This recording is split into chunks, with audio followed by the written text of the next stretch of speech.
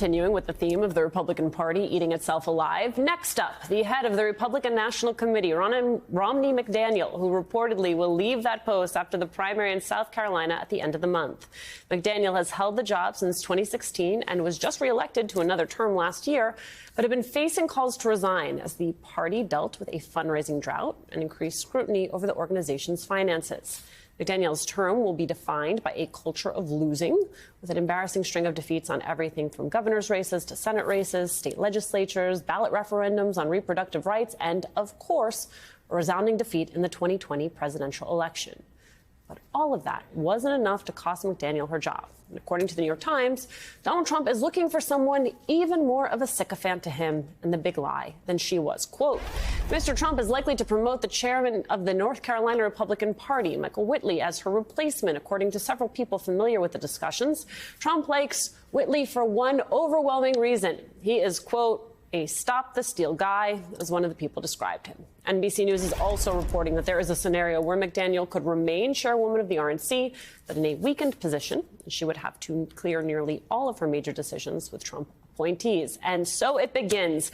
Joining our conversation, NBC News correspondent Vaughn Hilliard in Las Vegas following the Trump campaign. David Jolly is back with us. Okay, Vaughn, this afternoon you had McDaniel sending out a letter saying she's still hard at work, not getting distracted by this speculation. What are you hearing? And the RNC has insisted that the decision from Ronna McDaniel whether to step down or not will not come until after February 24th, the day of the South Carolina primary.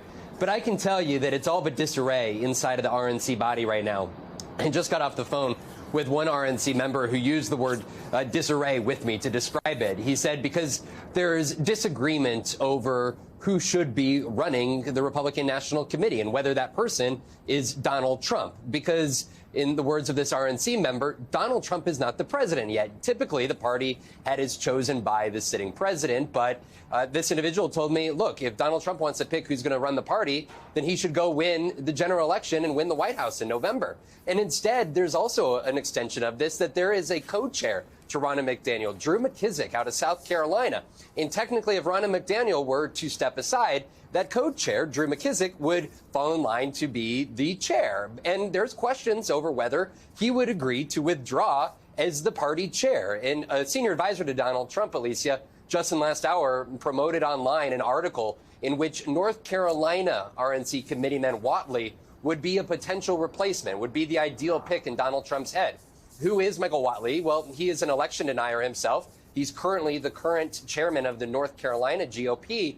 All of this is happening at really a precarious time because just last week I was here with all of those RNC members and Ronna McDaniel covering their annual winter meeting, and there was no explicit effort to get her out. And there was really no inkling that that was going to happen until Donald Trump over the last couple of days, in talking with conservative right-wing media, suggested that it was time for her to go after fundraising numbers that did not match up with what the party had in mind. And so right now, this is a moment here for the Republican Party that is difficult to reconcile with the fact they're 9 months away from not only trying to keep majorities in the Congress, but also win back the White House. It also, given David Jolly, the direction that Trump reportedly wants to go into is sort of a misdiagnosis of the problem.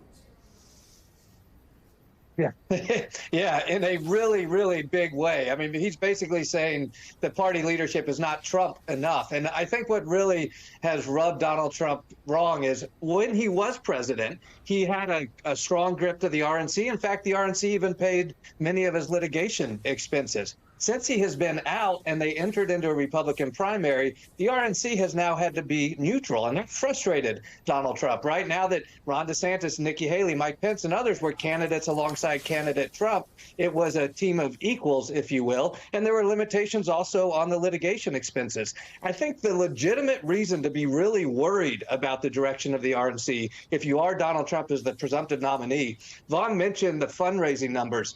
The cash on hand at the RNC today is what it was 10 years ago. It's the lowest level in 10 years. That should be an alarm bell for poor leadership at the RNC right now. And if I'm Donald Trump, who sucks up all the money I can from my own litigation expenses, much less to try to run and capture the White House, looking at an RNC that you expect to be there for you and realize they may not be there for you, right. I think that's why he's making this move. It is unconventional, but he's the presumptive nominee, and it's not a surprise that he wants the RNC to look like him.